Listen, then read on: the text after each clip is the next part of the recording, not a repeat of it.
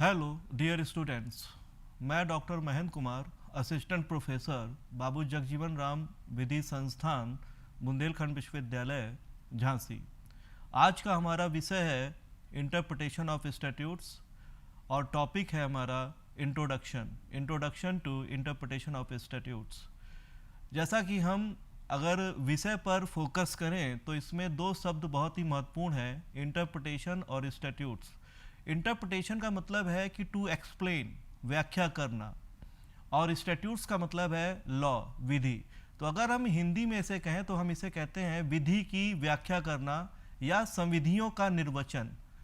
जो विधि के जो हिंदी शब्दावली है वो स्टैट्यूट्स का मतलब है संविधि, संविधि का मतलब है विधि से, और इंटरप्रिटेशन का मतलब है व्याख्या करने से, और उसका जो विधिक शब्दावली है वो निर्वचन है। तो हम विधियों की व्याख्या कैसे करें, इस पर हमारा एक इंट्रोडक्शन लेक्चर्स है। तो विधियों की व्याख्या क्यों ज़रूरत पड़ती है, इसको समझने की आवश्यकता है।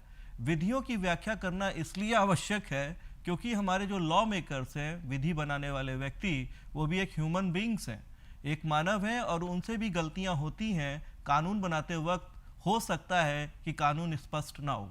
If there is any ambiguity in law, तो ऐसी स्थितियों में विधि की व्याख्या करना जरूरी हो जाता है। और विधि की व्याख्या क्यों की जाती है, हमने ये समझ लिया कब की जाती है, जब विधि अस्पष्ट हो, when there is any ambiguity in law. और क्यों की जाती है, to find out the true intention of legislature. इसलिए किया जाता है क्योंकि विधायिका का हमें सही आशय निकालना है। तो यहाँ पर जो शब्द है वो सही, ट्रू इंटेंशन ऑफ लेजिस्लेचर, गलत इंटेंशन नहीं निकालना है। अगर गलत इंटेंशन निकाला जाता है तो बाद में जो हायर कोर्ट होती है वो उसको ओवर रूल्ड कर देती है, निरस्त कर देती है उसके निर्णय को। तो इसमें हमने ये जाना कि जो इसका ऑब्जेक्ट है वो है to find out true intention of legislature, और कब, जब विधि में स्पष्टता ना हो, if there is any ambiguity in law. इस विषय को, इस टॉपिक को समझने के लिए हमें दो महत्वपूर्ण वादों की चर्चा करनी होगी। पहला केस है हमारा 1950 में ए.के. गोपालन का केस, ए.के. गोपालन versus state of Madras, 1950 supreme court. इस वाद में प्रश्न उठा कि जो अनुच्छेद 21 में जो प्रोसीजर है, जो प्रक्रिया है, वो सम्यक होगी कि नहीं होगी। तो अनुच्छेद 21 क्या कहता है, no person shall be deprived of his life और personal liberty except procedure established by law. मतलब किसी भी व्यक्ति को उसके जीवन से या दैहिक स्वतंत्रता से वंचित नहीं करेगा राज्य, सिवाय विधि द्वारा स्थापित प्रक्रिया के। अब प्रश्न यह उठा इस केस में कि प्रक्रिया कैसी हो, सम्यक हो कि असम्यक हो, ड्यू हो कि अनड्यू हो। तो इस वाद के जो हमारे जजेस थे वो 6 बेंच के जजेस थे। इसमें 6 जजेस से मिलकर बेंच बनी थी। उसमें जो चीफ जस्टिस थे वो हीरालाल कानिया सर थे।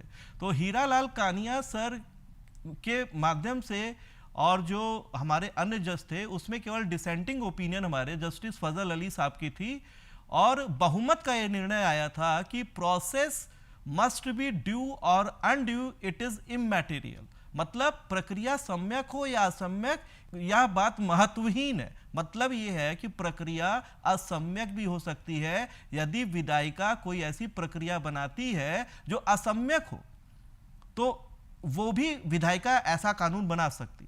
क्यों? क्योंकि प्रक्रिया के आगे सम्यक शब्द नहीं लिखा हुआ है।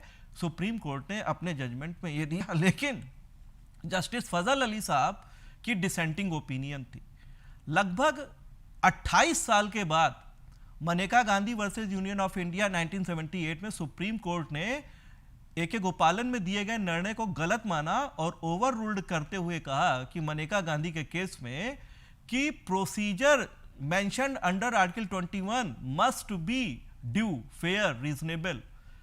जो प्रक्रिया है वो हर हालत में सम्यक होगी। विधायिका ऐसा कोई कानून नहीं बना सकती जिसकी प्रक्रिया सम्यक ना हो। मतलब कहने का क्या है कि due means principle of natural justice. सम्यक का मतलब यह है कि आपको नैसर्गिक न्याय के सिद्धांतों का पालन करना ही पड़ेगा। अगर हम ए.के. गोपालन के केस को सही मान लें तो क्या हो सकता है, इसके परिणाम पर हम चर्चा करें। मान लीजिए हमारी विधायिका कानून बनाती और विधायिका हमारे मृत्यु दंड के तरीकों को बदलना चाहती है। वो कहती है फांसी नहीं देंगे, अब हम कोड़े से मार मार कर हम व्यक्ति को खुले में मृत्यु दंड देंगे। लोकसभा ने कानून बनाया, पास हो गया बहुमत से। राज्यसभा ने गया, वहां से भी पास हो गया और प्रेसिडेंट ने उस पर हस्ताक्षर कर दिए। तो मृत्यु दंड का जो तरीका फांसी था वो अब कोड़े मारने की सजा हो गई। अब अगर हमको कोड़े मारे जाते हैं तो विधि द्वारा स्थापित प्रक्रिया है कि गोपालन कह रहा है। ए.के. गोपालन के केस में सुप्रीम कोर्ट ने यही कहा कि सम्यक प्रक्रिया हो चाहे असम्यक, हमें कोई लेना देना नहीं, विधायिका जैसी प्रक्रिया स्थापित करेगी उसको अनुसरण किया जाएगा। तो अब हमें जो कोड़े मारे जा रहे हैं, हमको कोई बचाव नहीं मिल सकता था अगर ए.के. गोपालन के केस के जजमेंट्स को सही मान लिया जाए। लेकिन इसके बाद मनेका गांधी ने के केस में सुप्रीम कोर्ट ने कहा नहीं, विधायिका को इतनी अनलिमिटेड पावर नहीं, असीमित अधिकार नहीं है, और हमारे यहाँ संविधान सर्वोच्च है। हमारे यहाँ प्रीएम्बल कहता है डिग्निटी ऑफ द इंडिविजुअल्स, व्यक्ति की गरिमा है। हमारा संविधान का उद्देश्य है कि to maintain the dignity of the individuals, हमारे व्यक्ति की गरिमा को बनाए रखना है। अब हमारे व्यक्ति को अगर गरिमा को बनाए रखना है तो हर हालत में procedure must be due, fair and reasonable. मतलब क्या है कि हमारे यहाँ प्रक्रिया हर हालत में सम्यक होगी। अगर कोड़े मारने की सजा दी जाएगी और ऐसा कोई कानून बना भी देती है विधायिका, तो उसको अनुच्छेद 13 के अंतर्गत हमारी जो न्यायपालिका है वो उसको अनकॉन्स्टिट्यूशनल घोषित कर देगी। क्यों?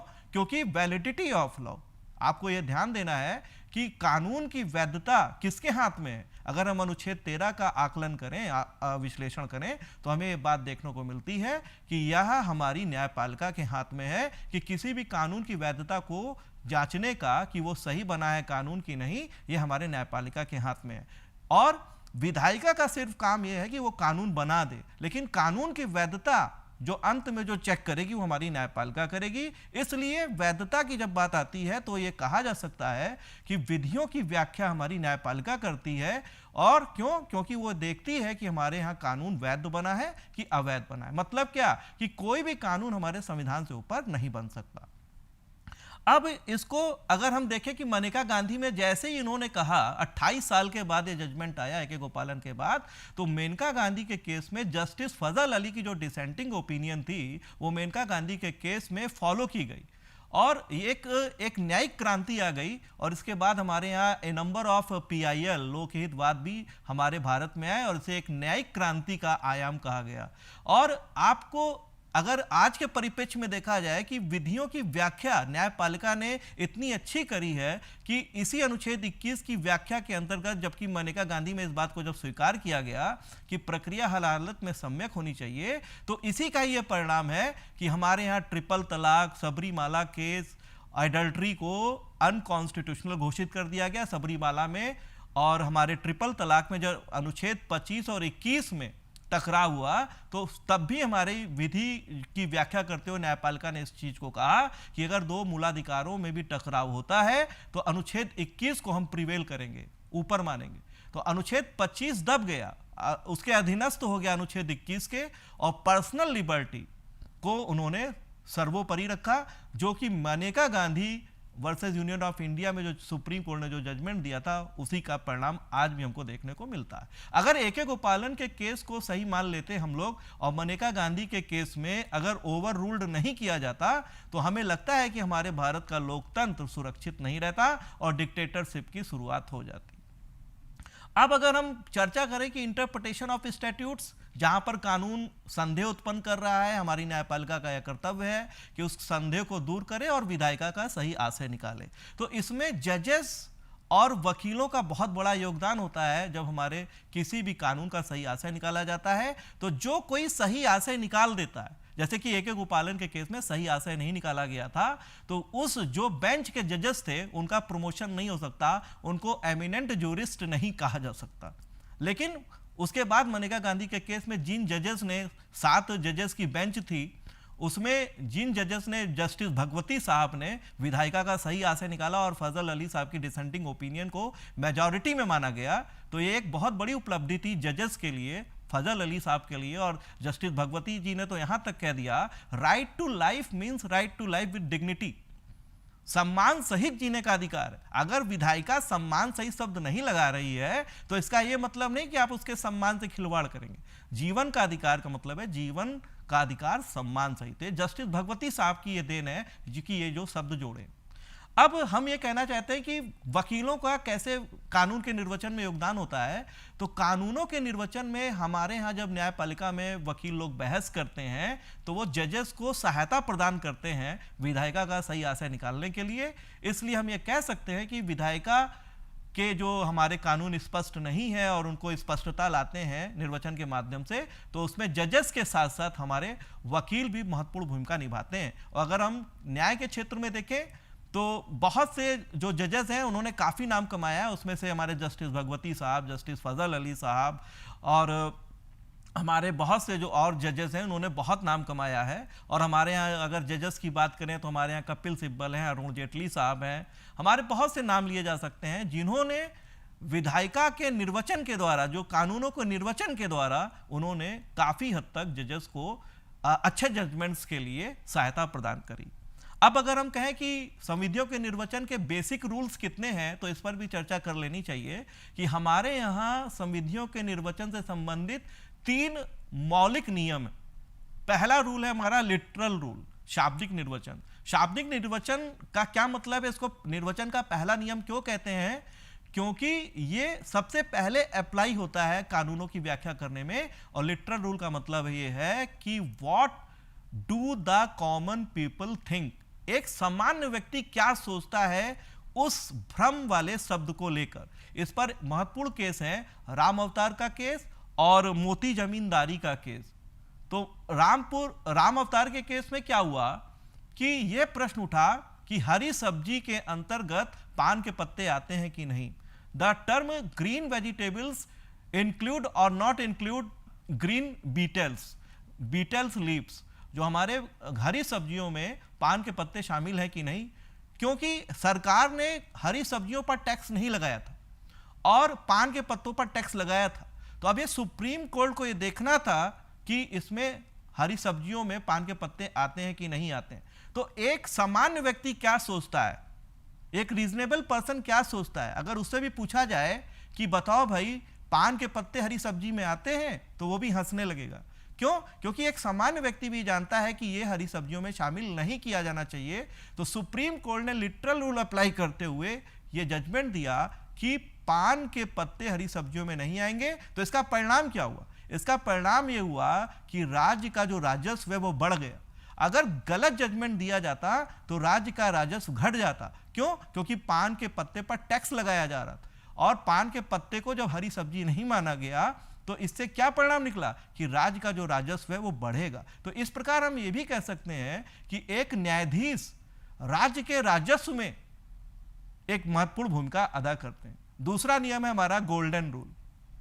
जब हमारे लिटरल रूल को अप्लाई करने से काम नहीं चलता मतलब विधायिका का सही आशय नहीं निकलता है, तो उसके बाद गोल्डन रूल को कोर्ट अप्लाई करती है। गोल्डन रूल में हम ये कह सकते हैं टू ऐड सम वर्ड्स, कुछ शब्दों को जोड़ा जाता।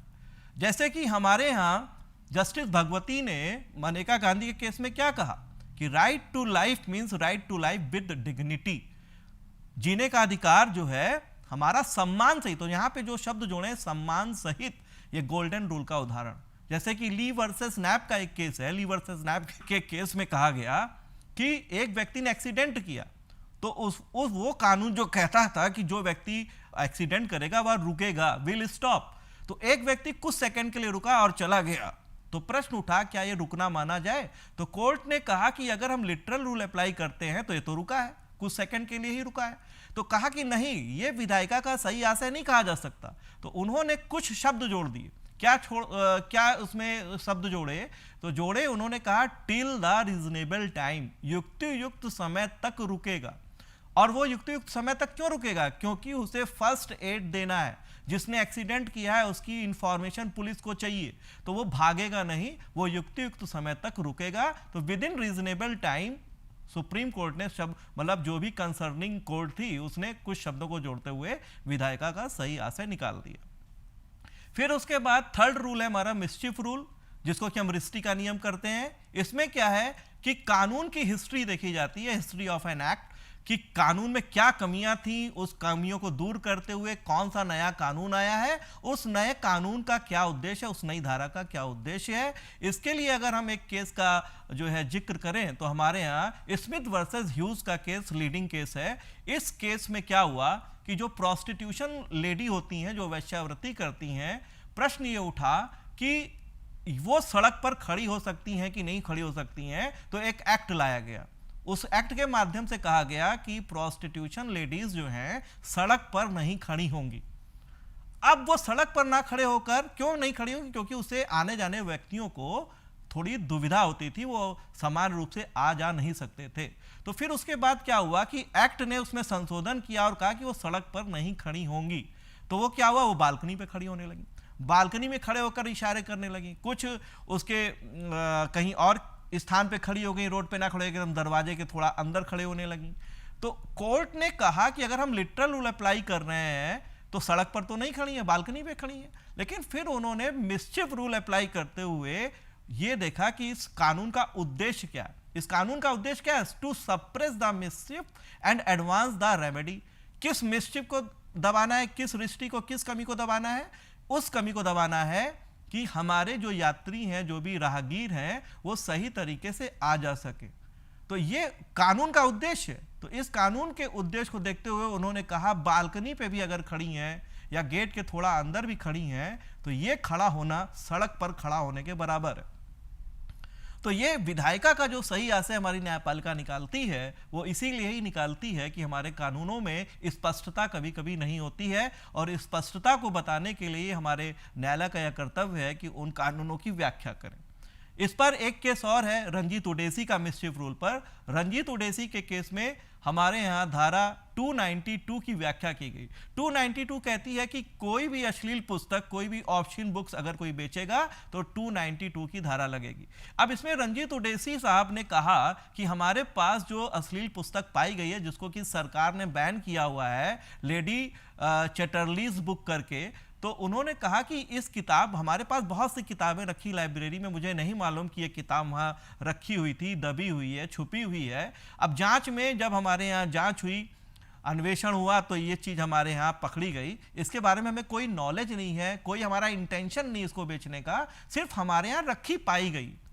तो 292 की जब कोर्ट ने, सुप्रीम कोर्ट ने जब विश्लेषण किया तो उसमें एक शब्द था 292 में, इन हिज पोजेशन, कब्जे में है। तो कहा कि 292 आप पर एप्लीकेबल होगी चाहे आपका आशय या ज्ञान भले ही ना हो। तो आशय नहीं है, हमारा ज्ञान नहीं है, लेकिन उसके बावजूद भी लिटरल इंटरप्रिटेशन करते हुए, जो भी मिसचिफ रूल का भी एक उदाहरण है, उन्होंने कहा इन हिज पोजेशन, आपने कब्जे में आपकी पुस्तक पाई गई है तो आप दंडित होंगे, क्योंकि विधायिका ने स्पष्ट रूप से लिखा हुआ है, इसमें कोई संशय नहीं है, आपके कब्जे में पाई गई है। और विधायिका 292 के तहत इंटेंशन और नॉलेज को कोई स्थान प्रदान नहीं करना चाहती। और किस मिसचिफ को दबाया इसमें? इस मिसचिफ को कि संसद ये चाहती है कि इस अधिनियम के माध्यम से कोई भी अश्लील पुस्तक बिकने ना पाए, अगर है तो आप उसे जला दीजिए। मतलब स्ट्रिक्ट लायबिलिटी इंपोज कर रही है व्यक्तियों पर, और अगर आपके कब्जे से पाई जाती है तो 292 की धारा स्पष्ट है, कोई इसमें संदिग्धता नहीं है, एम्बिग्युइटी नहीं है, और निर्णय देते हुए रंजीत उडेसी को पनिश किया। तो इसी के साथ हमारा ये लेक्चर समाप्त होता है। बहुत बहुत धन्यवाद। Thank you very much.